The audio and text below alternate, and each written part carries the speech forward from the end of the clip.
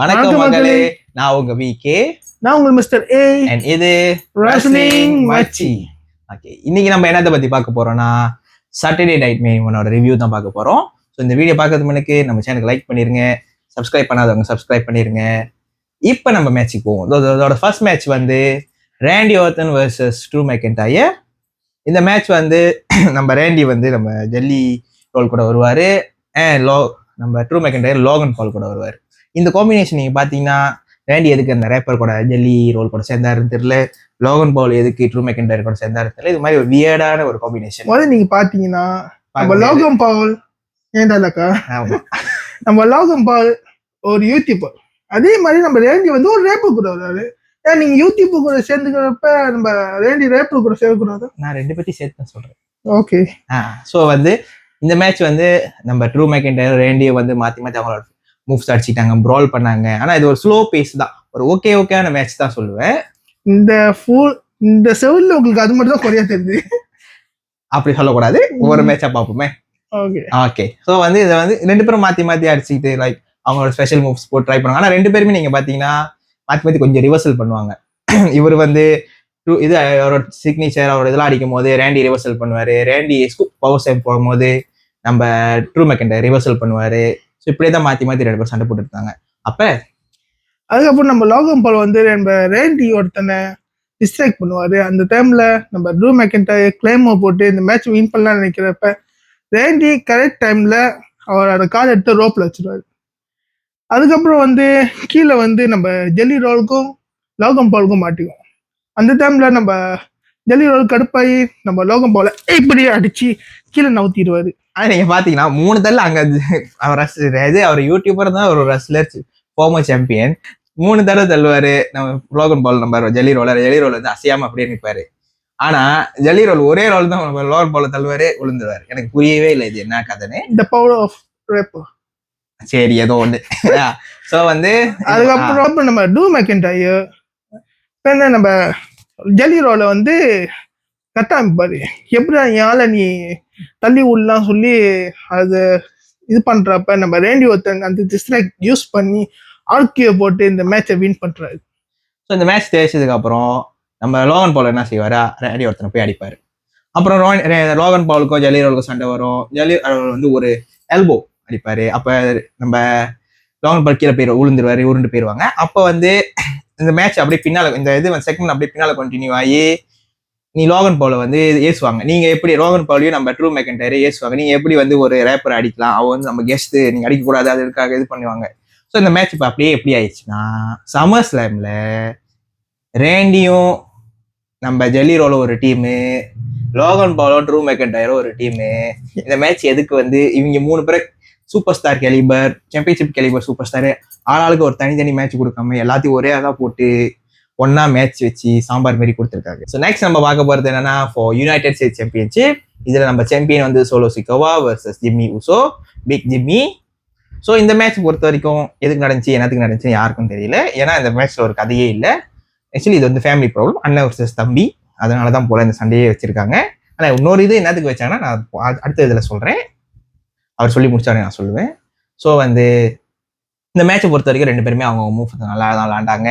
ஆனா என்னன்னா எனக்கு தெரிஞ்ச வரைக்கும் ஜிம்மி ஊசோ வந்து டொமினேட்டா விளாண்டாரு, நம்ம சாம்பியன் வந்து டொமினேட்டாவே காமிக்கல. இன்னொரு விஷயம் வந்து இதுல ஒரு ஹாட் டேக் என்னன்னா, நீங்க யாராச்சும் காண்டாவனீங்கன்னு காண்டாயிக்கீங்க, ஜிம்மி ஊசோ வந்து ஜெய் ஊசோவோட ஒரு நல்ல ரெஸ்லர். ஈஸி. ஏன்னா ஜிம்மி ஊசோ பாத்தீங்கன்னா அவரோட மூவ் செட்லாம் வந்து இன்னும் நிறைய இருக்கு. ஆக்சுவலி இந்த சூப்பர் கிக், ஸ்பியர், ஊசோ ஸ்பிளாஷை தவிர்த்து நிறைய அடி இருக்கு அவருக்கு, நிறைய ஆசனம் இருக்கு. இன்னும் இல்லாம அவரோட ஸ்டெமினாவும் கொஞ்சம் கூட தான் இருக்கு.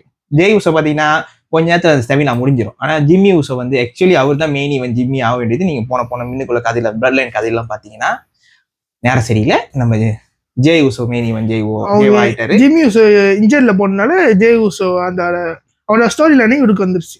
ஆமா. ஸோ இந்த மேட்ச்ல வருமே, இந்த மேட்ச் வந்து நம்ம ஜிம்மி ஊசோ தான் டொமினேட்டா விளாண்டாரு.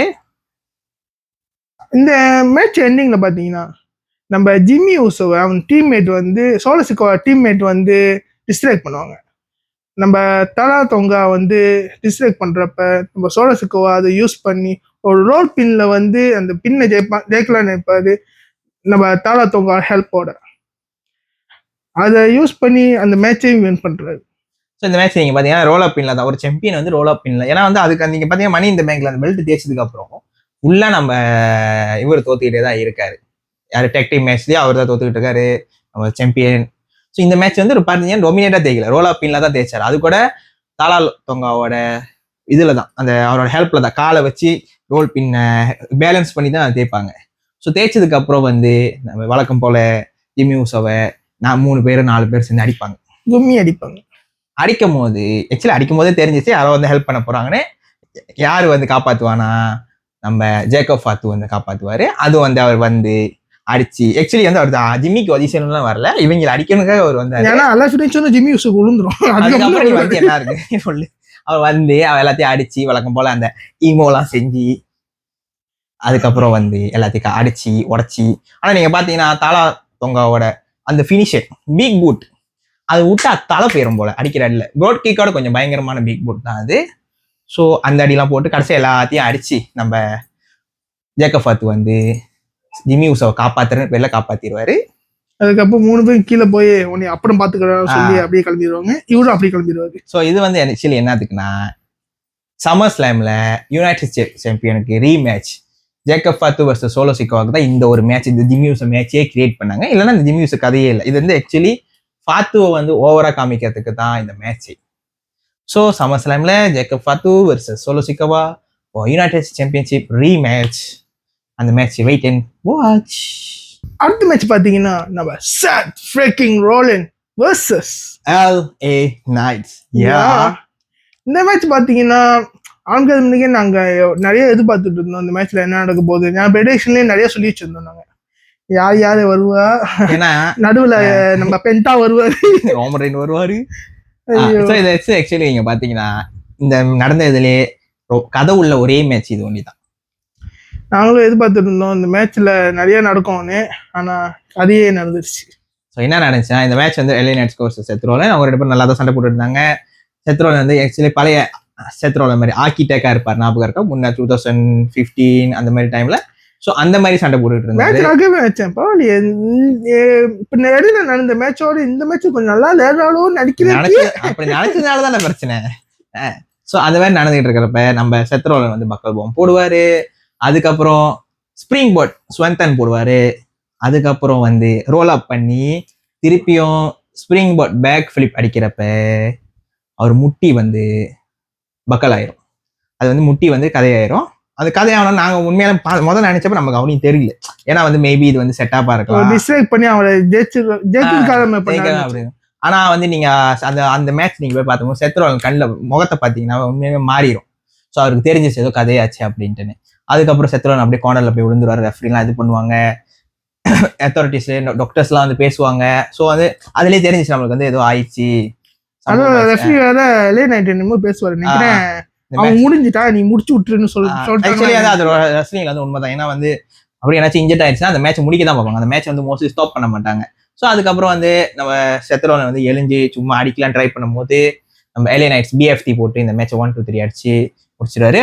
ஆனா அதுக்கப்புறம் நீங்க பாத்தீங்கன்னா செத் ரோலன் உண்மையுமே நொண்டி தான் ஃபுல்லாவே போவாரு. அந்த செத் ரோலன் போற வரைக்குமே ஆக்சுவலி வந்து இது ஒரு செட்டப் தான். மேபி வந்து இந்த மேட்சை தோத்துட்டு அடிபட்டுச்சுன்னு நினைச்சிட்டு அப்புறம் குந்தர் வர்சஸ் கோல்பேக் மேட்ச்ல வந்து கேஷிங் பண்ணி பெல்ட் எடுத்துருவாரு. அப்படிதான் யோசிச்சுட்டு இருந்தோம். பட் அப்புறம் போக தான் தெரியுது உண்மையிலுமே இன்ஜெக்ட் ஆயிருச்சு.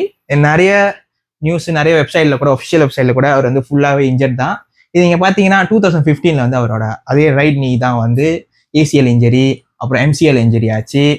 ஸோ 2015 அந்த பெரிய இன்ஜரி 10 வருஷம் கழிச்சு 2025லயும் அதே இன்ஜரி மாதிரி தான் இருக்கு. ஸோ ஹோப் வந்து என்னன்னா அவர் இந்த இன்ஜரி வந்து பெருசாகாம சம்மர்ஸ்லாம்ல ரிட்டர்ன் ஆவான்னு ஒரு நம்புவோம். அப்படியே ஆவல்னாலும் பிரச்சனை, அவர் வந்து நல்லா இருந்தா அது போதும் நமக்கு. இன்னொரு பிரச்சனை என்னன்னா இப்போ வந்து இந்த கதையில வந்து நிறைய மாறி இருக்கு. அவங்க ஃபெக்ஷன் என்ன ஆகும்னு தெரியல, செத்து இல்லாம ரீலர் இல்லாம சம்மர்ஸ்லாம்ல என்ன ஸ்டோரி வரப்போகுதுன்னு தெரியல. ஏன்னா இவர் தான் மணி இந்த பேங்க் வேற சாம்பியன், மணி இந்த பேங்க் ஹோல்டர்.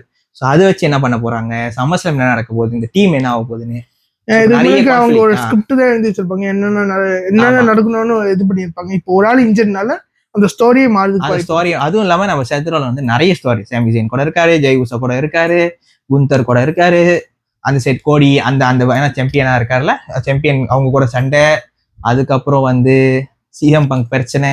ஸோ நிறைய இருக்கு. மேபி இதுக்கப்புறம் வந்து முழு ஃபோக்கஸ் வந்து ப்ரௌன் பேக்கருக்கும் ப்ரௌசருக்கும் இருக்கலாம்னு நினைக்கிறேன். ஏன்னா ஆனா இன்னொரு இது என்னன்னா லீடர் இல்லாம அந்த டீம் வந்து எப்படி செயல்படும் தெரியல. ஏன்னா பவுலியமர் இருக்காரு, அது கொஞ்சம் பரவாயில்ல. ஸோ வந்து அதெல்லாம் ஒரு கதை தள்ளி வச்சுட்டு நம்ம செத்துருவாங்க ஓகேவா இருக்கு வந்து ப்ரே பண்ணிட்டு இந்த மேட்ச் வந்து விளாட முடியுது. நெக்ஸ்ட் வந்து நம்ம Saturday night main event match தான் இது. நம்ம வேர்ல்ட் ஹெவிவெயிட் சாம்பியன்ஷிப் நம்ம குந்தர் நம்ம சாம்பியன் வர்சஸ் கோல்பர்க். இது வந்து கோல்பர்க்கோட ரிட்டையர்மெண்ட் மேட்ச். ஸோ அந்த ரிட்டையர்மெண்ட் மேட்ச்ல அவரோட என்ட்ரன்ஸ்ல வந்து அவர் ஃப்ரெண்ட்ஸ் அண்ட் அவர் WCW ஃப்ரெண்ட்ஸு அண்ட் அவர் பையன் கூட வந்து ரிங்குக்கு வருவார். ஸோ வந்ததுக்கப்புறம் அவர் நம்ம குந்தரும் நம்ம கோல்பர்க்கும் மேட்ச் விளையாட ஆரம்பிப்பாங்க. இந்த மேட்ச் இந்த மெயின் ஈவென்ட் மேட்ச்ல எனக்கு தெரிஞ்சு அந்த அளவுக்கு ஓகே இல்லாத மேட்ச் தான். ஆனா இவருக்கு அந்த மேட்ச் பிடிச்சிச்சு சொன்னாரு. இப்பதான் சொன்னேன், அது கேமரா கட்ல சொன்னேன். ஸோ ஆக்சுவலி இந்த மேட்ச் வந்து நல்ல மேட்ச் தான் உண்மையா சொல்ல போனா. ஏன்னா கோல்பர்க் நீங்க பாத்தீங்கன்னா நானும் நினைச்சது என்னன்னா எல்லாரும் நினைச்சதுன்னா ஒரு 5 நிமிஷம் 4 நிமிஷம் அதோட கேம் முடிஞ்சிடும். நீங்க அந்த பிளாக் லேசர் மேட்ச் ஜாபப்படுத்துறீங்கன்னு நினைக்கிறேன். இல்ல நீங்க எல்லா கோல்பர்க் மேட்ச் பாத்தீங்கன்னா 4 நிமிஷம் 5 நிமிஷம் தான். ஏன்னா கோல்பர்க் 58 வயசாச்சு, ஸ்டெமினா இஷ்யூ இருக்கு. பட் இந்த மேட்ச் வந்து ஆக்சுவலி 14 மினிட்ஸ் ஓடிச்சு. நம்ம குந்தர் வேற நிறைய ரிவர்சல் பண்றாரு. நிறைய ஸ்பியர் ஒரு இடத்துல வந்து அவர் ரிவர்சல் பண்ணி கீழே வந்து அந்த கோர்னர்ல ஸ்பியர் போடுவாரு. அந்த குந்தர் நல்ல வேலை நவுந்துட்டாரு, இல்லைன்னா குந்தர் ஆர்ப்பு தட்டாரு, இல்லைன்னா அவர் இன்ஜர்ட் ஆயிருப்பாரு நினைக்கிறேன். அதுக்கப்புறம் மேல ஒரு ஸ்பியர் விழுவோம், ஜேகேம் விழுவோம், அதுலயும் நம்ம குந்தர் எதிர்வாரு. அதுக்கப்புறம் நம்ம கோல்பர்க்கை வந்து சீப்பு ஹோல்டு வச்சுதான் இந்த மேட்சை வின் பண்ணுவார். அதுவும் அவர் டேப் அடிக்க மாட்டாரு. அவரு எப்படி சொல்றதுன்னா மயக்கமாயிருவாரு. அந்த சீப்பு ஹோல்ட்ல வந்து இது பண்ண முடியாம மயக்கமாயிருவாரு. அந்த கேம்ல முடிச்சிருவாங்க. அது மட்டும் இல்லாம நம்ம குந்தரை இஸ்திரியில நம்ம கோல்பர்க் தோக்க அடிச்சதுல இடம் பிடிக்கிறாரு. ஓகே, ஸோ இது வந்து ஆக்சுவலி என்னன்னா அந்த நீங்க பாத்தீங்கன்னா அவர் சொன்ன மாதிரி தான் அந்த கீழே வந்து பேரிகேட்ல வந்து ட்ரை பண்ணுவாரு, இது பண்ணி ரிவர்சல் பண்ணிடுவாரு. R2 நான் செகித்தி கட்டி ரிவர்சல் பண்ணிடுவாரு. தென் நீங்க பாத்தீங்கன்னா உள்ளுக்கு திருப்பி அதுக்கு முன்னுக்கே வந்து ஸ்பியர் போட்டுருவாரு. ஆக்சுவலி ஸ்பியர் போடும் போது நம்ம குந்தர் திருப்பி R2 தட்டினோடனே ரெஃப்ரிக்கு உழுதுறோம். நம்ம சார்ல்ஸ் ராபின்சன் அவருக்கு வந்து ஆக்சுவலி ஹால் ஆஃப் ஃபேம் கொடுக்கணும். இந்த மனுஷன் ஹால் ஆஃப் ஃபேம் கொடுக்கணும், சம்பளம் ஏத்தணும், கொடுக்கணும், எல்லாமே கொடுக்கணும். போன தடவையே கொடுத்துருக்கணும். அந்த மனுஷன் ஜேகேமர் வாங்குறாரு, எல்லா ஃபினிஷர் சிக்னேச்சர் அடி வாங்குறாரு, உங்களோட சேர்த்து அடி வாங்குறாரு. ஸோ அதுக்கெல்லாம் வந்து நீங்க ரேஸ் தரணும். இப்போ WWE ஒழுங்கு முறை தான் அந்த ஆளுக்கு ரேஸ் தந்துருங்க, போனஸ் சேர்த்து தரீங்க. தீபாவளி இந்த வீடியோ பாத்தீங்கன்னா கொடுத்துருங்க. அவங்களுக்கு புரியலாம் பரவாயில்ல. Deepavali bonus, Christmas bonus, Raya bonus, எல்லா போனஸும் கொடுக்குறீங்க. சப்டைட்டில் போட்டுருங்க. ஓகே, ஸோ வந்து அதுக்கப்புறம் வந்து அந்த ஸ்பியர் ரெஃப்ரிக்கு ஸ்பியர் விழுந்துரும். தேன் வந்து சொன்ன மாதிரி தான் ஸ்பியர் விழுவோம், ஜேகேம் விழுவோம். பட் நம்ம ஆக்சுவலி நம்ம ஒரு கட்டத்தில் வந்து கோல்பர்க் தேய்ச்சிருந்து நானும் பயந்துட்டேன்.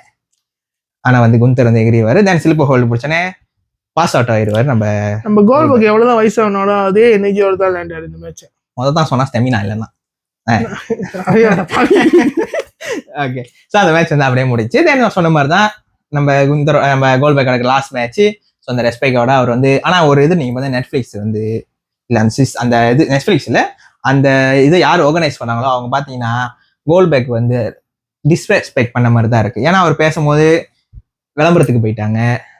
அதுக்கப்புறம் வந்து கடைசியா 30 செகண்ட் அப்படிதான் வந்து அவர் பேசுறதை காட்டாங்க. அவர் பேசிட்டு இருக்கும் போதே லைட்லாம் ஆஃப் பண்ணி அந்த பேப்பர் PLE அப்படி முடிச்சிட்டாங்க. ஸோ இது ஒரு டிஸ்ரெஸ்பெக்ட் தான் ஃபார் த லெஜெண்ட்லாம்.